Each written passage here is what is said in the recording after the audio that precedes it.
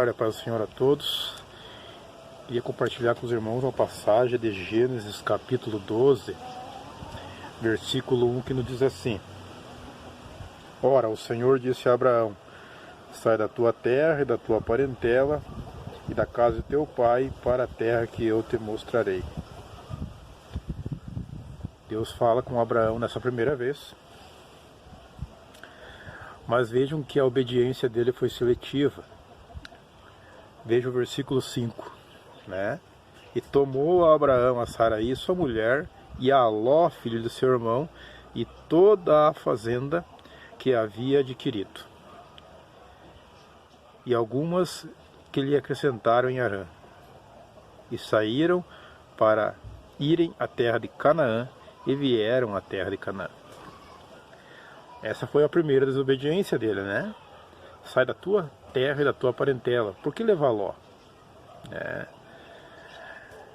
E vemos na segunda, amados, que na segunda desobediência, no versículo 10, e havia fome naquela terra, e desceu Abraão ao Egito para peregrinar ali, porquanto a fome era grande na terra.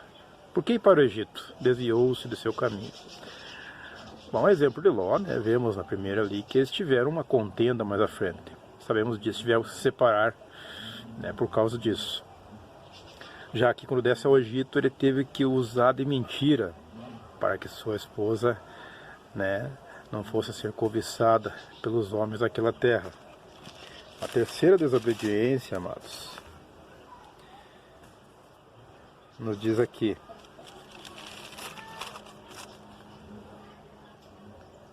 capítulo 16. E disse Saraí a Abraão: eis que o Senhor me tem impedido de gerar. Entra, pois, a minha serva, porventura terei filhos dela. E ouviu Abraão a voz de Saraí. A voz de quem que ele ouviu? A voz de sua esposa. A terceira desobediência.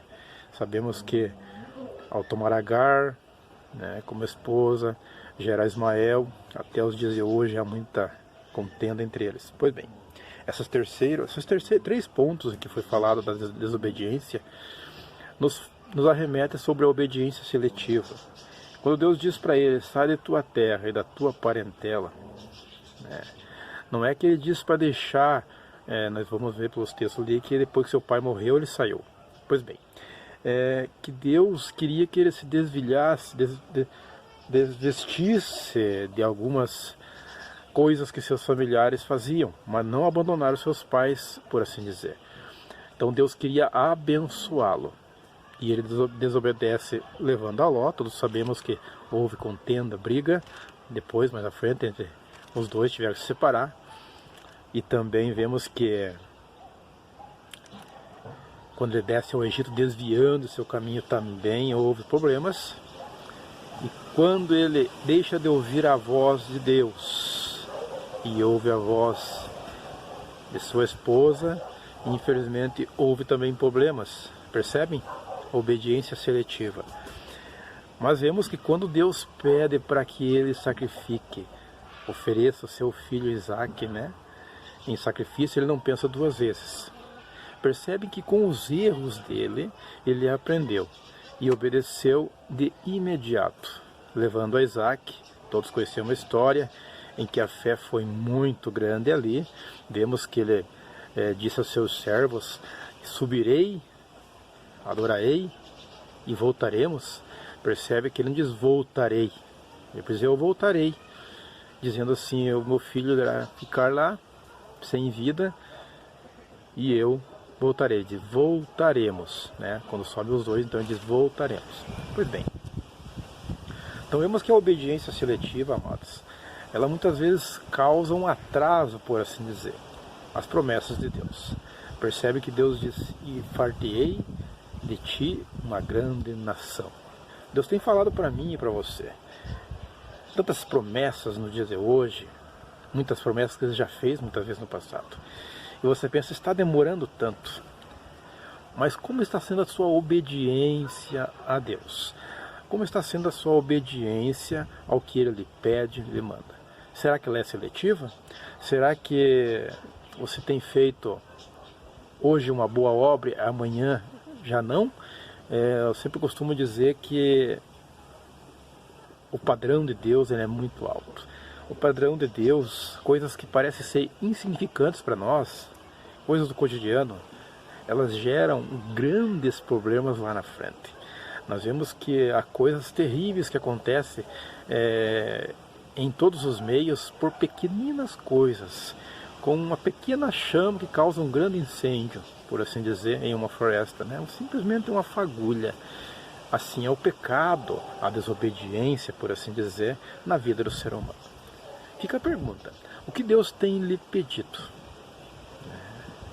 Vamos vigiar, amados, para que não nos desviemos, como Ele fez, do caminho. Vamos vigiar para que obedeçamos ao Senhor 100%, né? Quando Ele pede, é aquilo, não como Ele fez, levando a Ló, não havia necessidade de levar a Ló, mas Ele levou junto, teve problemas por isso. E quando deixamos de ouvir a voz de Deus para ouvir a voz de outras pessoas, e o que é pior,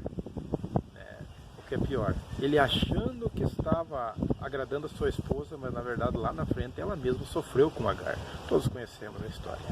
Amados, lhe pergunto novamente, você tem obedecido a Deus nas minúcias, ou seja, nos mínimos detalhes? Muitas vezes bênçãos estão sendo atrasadas. Virão, mas muitas vezes parece que demoram tanto. Muitas vezes a culpa é só nossa, né?